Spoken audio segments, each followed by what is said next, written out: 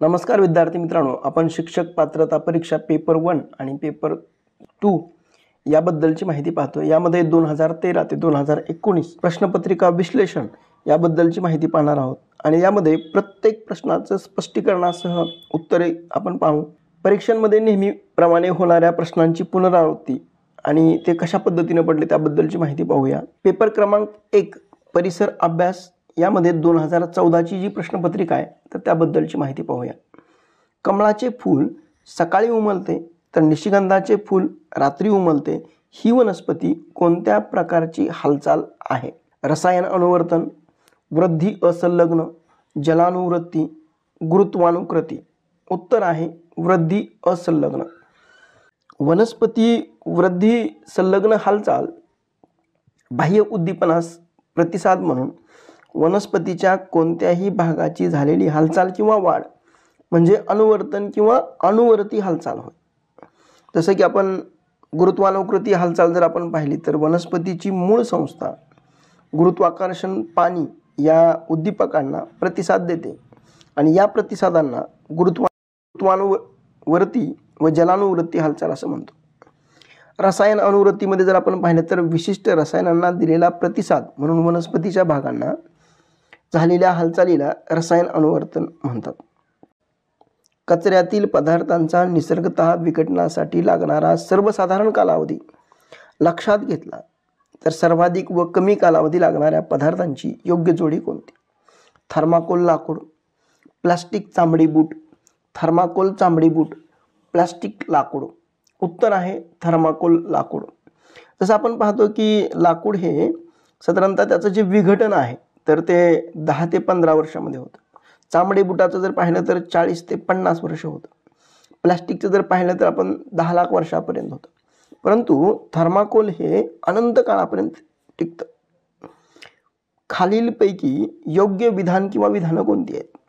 हिऱ्यावर आम्ल किंवा अल्कली यांचा परिणाम होत नाही। हिरा हे कार्बन अस्फटिक ग्रुप आहे। फक्त अ, फक्त ब, फक्त अ आणि ब, फक्त अ व ब दोन्ही नाही। उत्तर आहे फक्त अ। हिऱ्यांवर आम्ल किंवा अल्कली यांचा परिणाम होत नाही।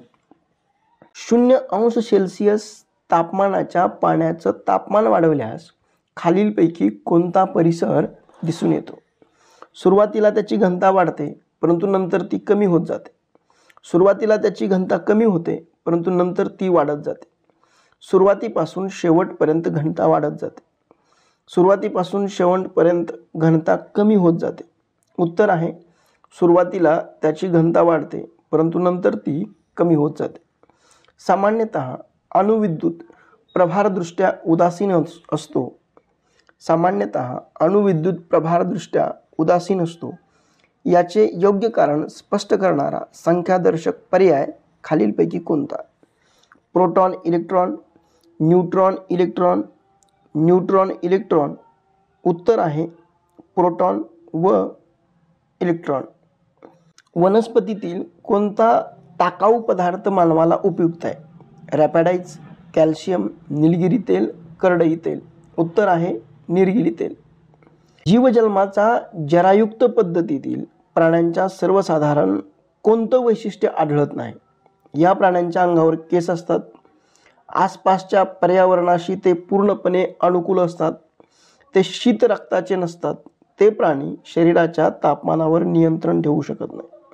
उत्तर आहे ते प्राणी शरीराच्या तापमानावर नियंत्रण ठेवू शकत नाही। जसं आपण पाहतो की अंड्यातून जन्माला येणारं त्याला अंडज म्हटलं जातं, बाळांना किंवा पिलांना जन्म देणारं त्याला जरायुज म्हटलं जातं। जसं शीतयुक्त रक्ताच्या प्राण्यांमध्ये जर आपण पाहिलं तर सरडा, कासव, पाल, धामण, साप हे शीत रक्ताचे आहेत। उष्ण रक्ताचे जर आपण पाहिले तर मानव, वटवाघळं, देवमासा, कुत्रा, गाय हे आहेत। उष्ण रक्ताचे पक्षी जर आपण पाहिले तर पोपट, घुबड आहे। पर्यावरणवादी कार्यकर्ते राजेंद्र सिंह यांच्याशी संबंधित बाबी कोणत्या?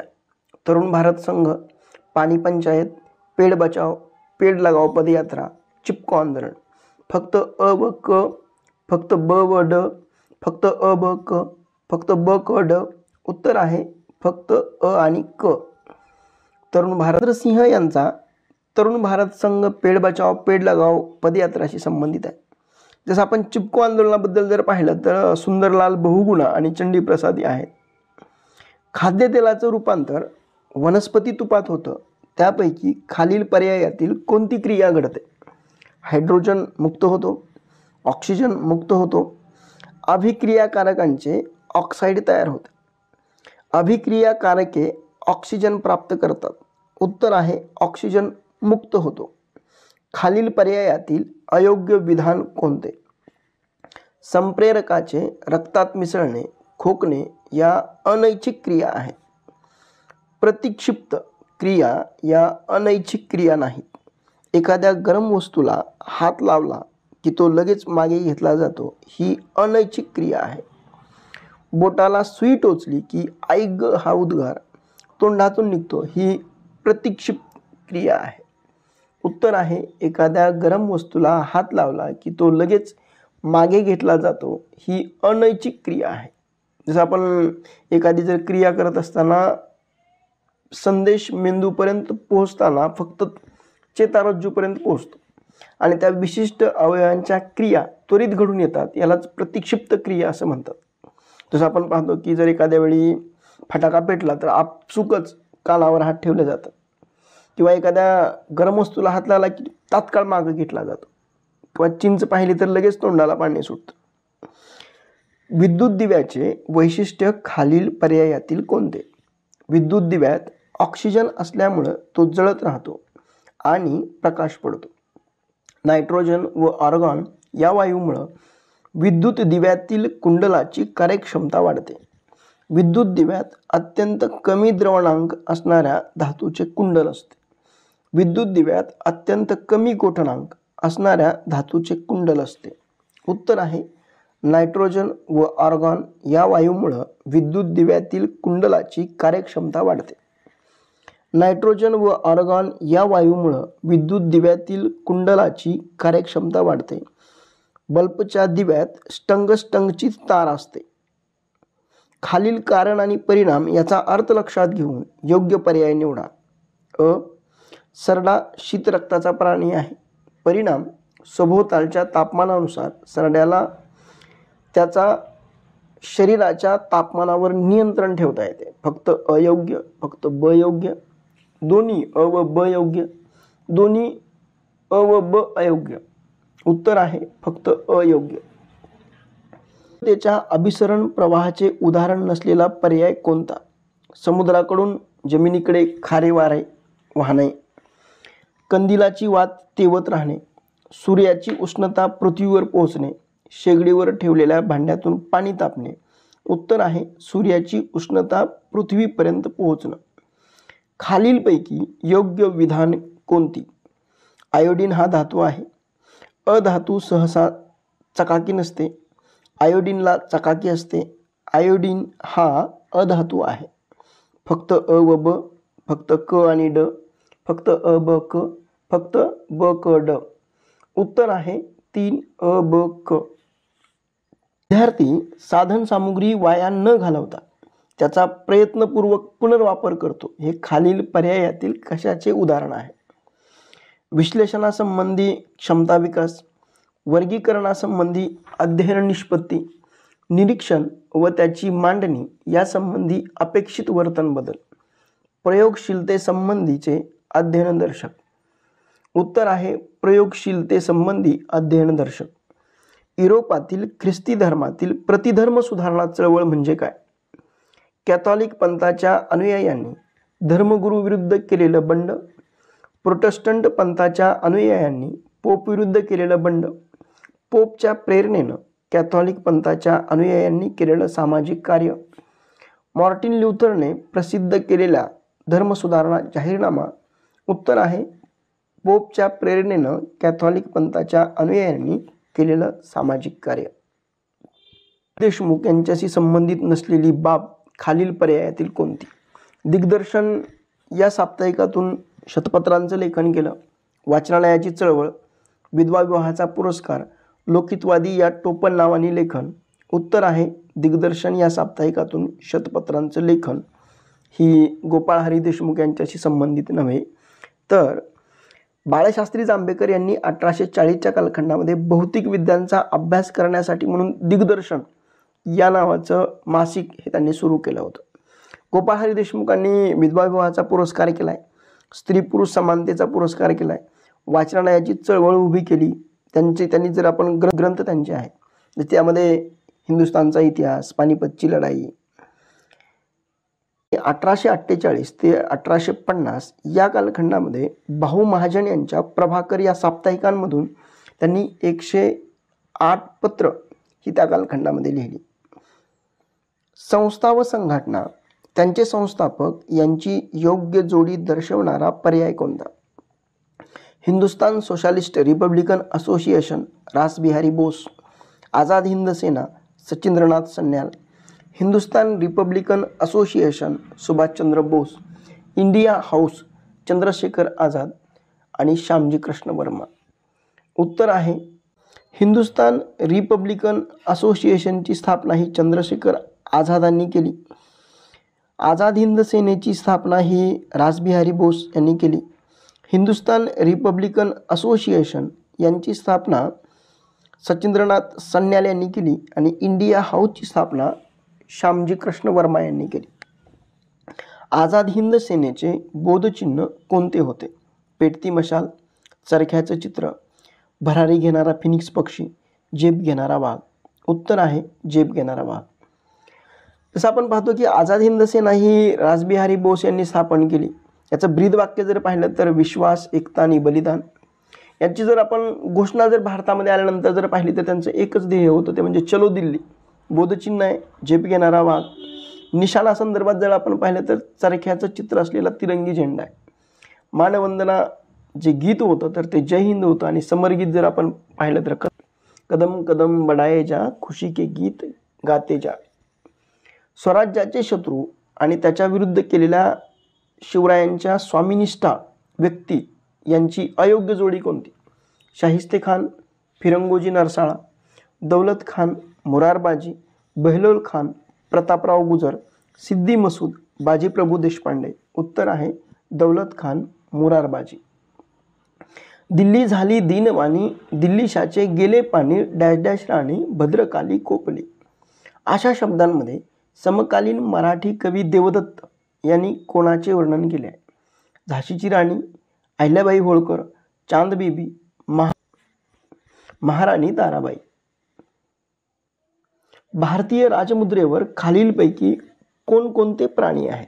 सिंह, घोडा, बैल, फक्त अ, फक्त अ ब, फक्त अ क, तिन्ही अ ब क.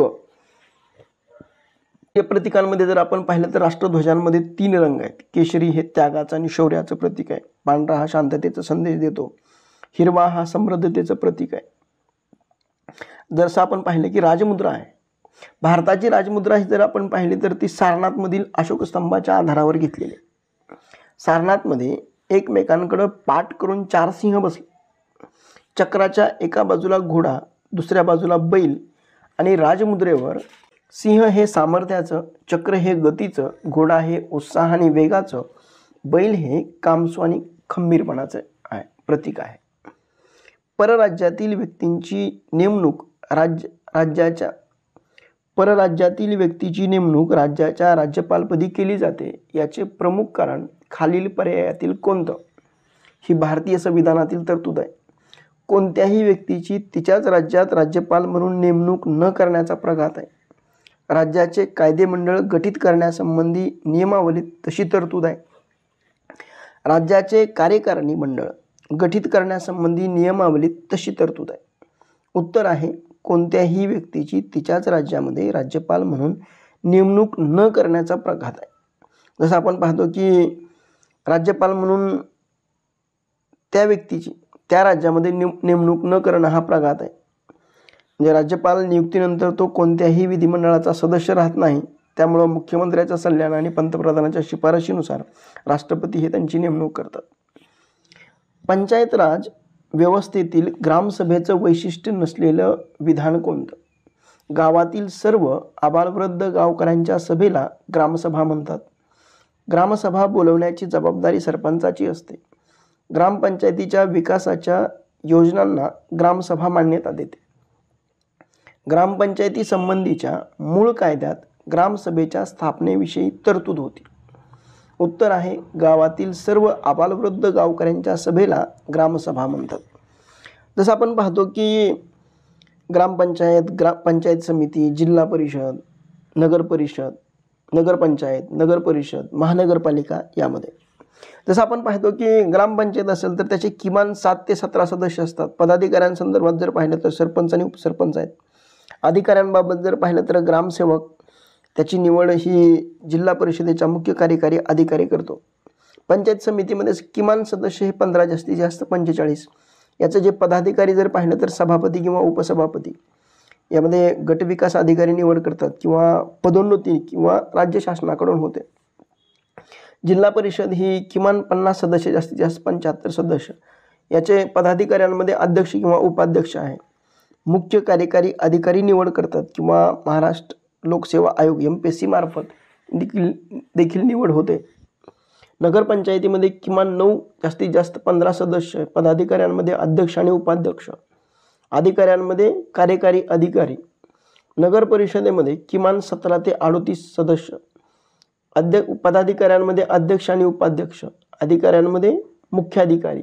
महानगरपालिका ही साधारणतः लोकसंख्येच्या 3 लाख जर पेक्षा अधिक असेल तर त्या ठिकाणी महानगरपालिका स्थापन होते. याच्या पदाधिकाऱ्यांमध्ये महापौर आणि उपमहापौर आणि अधिकाऱ्यांमध्ये आयुक्त हे असतात. पर्वतरांगा व भारतातील सर्वात उंच शिखर यांची अयोग्य जोडी कोणती? सातपुडा, अपस्तंभा, पश्चिम घाट, अनैमुंडी, अरवली, गुरुशिखर, हिमालय, केटू. उत्तर आहे अपस्तंभा. केटू हे गॉडविन ऑस्टिन आपण म्हणतो. काश्मीरमधील हिमालय भारतातील सर्वोच्च आणि जगामधलं दुसरं. अनैमुंडी हे पश्चिम घाटामध्ये आहे. कळसुबाई सह्याद्री पर्वतरांगेमध्ये महाराष्ट्रामध्ये सर्वात उंच ठिकाण आहे. राजस्थानमधील अरवलीमध्ये गुरुशिखर हे सर्वात उंच आहे. जसं आपण पाहिलं की सातपुडा पर्वत मध्य प्रदेशामध्ये धूपगड हे सर्वात उंच शिखर आहे. भारतीय प्रमाणवेळेनुसार ग्रीनिच शहरात सोमवारी रात्रीचे 10 वाजले असतील तर त्याच वेळी भारतात किती वाजले असतील? सोमवारी संध्याकाळचे 4:30, मंगळवारी पहाटे 3:30, सोमवारी पहाटे 3:30, मंगळवारी पहाटे 4:30. उत्तर आहे मंगळवार पहाटे 3:30. जसं आपण पाहतो की एखाद्या ठिकाणची वेळ जेव्हा आपण मध्यान्ह म्हणून सांगतो तेव्हा तिला त्या ठिकाणची स्थानिक वेळ असं आपण म्हणतो. जसं की देशाच्या मध्यवर्ती रेखावृत्ताची स्थानिक वेळ ही संपूर्ण देशाची वेळ म्हणून मानली जाते आणि अशा वेळेस प्रमाण वेळ म्हटलं जातं. अमेरिकेच्या संयुक्त संस्थांमध्ये 4 वेगवेगळ्या प्रमाणवेळा मानल्या जातात. वेगवेगळ्या देशातील प्रमाणवेळा वेगवेगळ्या असतात. जसं की ग्रीनिच शहराजवळील जाणारी मूळ रेखावृत्त मानलं जातं. भारतीय प्रमाण वेळ ही ग्रीनिच वेळेपेक्षा 5.5 तास पुढे आहे. म्हणजे ग्रीनिचमध्ये सोमवारी रात्रीचे 10 वाजले असतील तेव्हा भारताचे मंगळवारी पहाटे 3:30 वाजले असतील. सापुतारा गुजरात, पाल डॅश डॅश महाराष्ट्र, मध्य प्रदेश, आसाम, हिमाचल प्रदेश. उत्तर आहे महाराष्ट्र. जसं की गुजरातमधलं सापुतारा, महाराष्ट्रामधलं महाबळेश्वर, पाल आणि सह्याद्री पर्वतरांगेमध्ये माथेरान, लोणावळा, खंडाळा, पाचगणी, महाबळेश्वर आणि आंबोली. सातपुडा पर्वतरांगेमध्ये तोरणमाळ, पाळ आणि चिखलदरा ही थंड हवेची ठिकाणं आहे. भूषण संगणक अभियंता आहे. मनीला शिक्षिक आहे. मिलिंद लघु उद्योजक आहे. मनाली पोल्ट्री व्यावसायिक आहे. यावरून चतुर्थक व्यवसाय करणारे कोण? मनाली, मिलिंद, भूषण. उत्तर आहे भूषण. विद्यार्थी मित्रांनो, ज्यावेळेस आपण व्यवसायाचं वर्गीकरण करतो त्यावेळेस प्राथमिक, द्वितीय, तृतीय आणि चतुर्थक ज्यावेळेस आपण पाहतो त्यावेळेस प्राथमिकमध्ये काय मोडतं? खाणकाम असणारे, शेती करणारे, पशुपालन करणारे, मासेमारी करणारे, लाकूड तोड, वनस्पती संकलन आणि शिकार करणारे. द्वितीयमध्ये मोठे उद्योग, लघु उद्योग आणि कुटीर उद्योग आहे. तृतीयकमध्ये जर आपण पाहिलं तर सेवा, व्यापार, संदेशवहन आणि वाहतूक. चतुर्थकमध्ये बौद्धिक क्षमतेवर आधारित काम करणारे, यामध्ये अभियंता आणि संशोधक. राष्ट्रीय उद्याने असलेल्या महाराष्ट्रातील जिल्ह्यांचा गट कोणता? नागपूर ठाणे रायगड, गोंदिया गडचिरोली रायगड, चंद्रपूर नागपूर गोंदिया, गडचिरोली ठाणे चंद्रपूर. उत्तर आहे चंद्रपूर, गडचिरोली आणि गोंदिया. जसं आपण पाहतो की महाराष्ट्रातले जर राष्ट्रीय उद्यान जर पाहिलं तर ताडोबा राष्ट्रीय उद्यान हे चंद्रपूरमध्ये आहे. नवेगाव राष्ट्रीय उद्यान हे गोंदियामध्ये आहे. पंडित जवाहरलाल नेहरू व्याघ्र प्रकल्प हा नागपूरमध्ये आहे.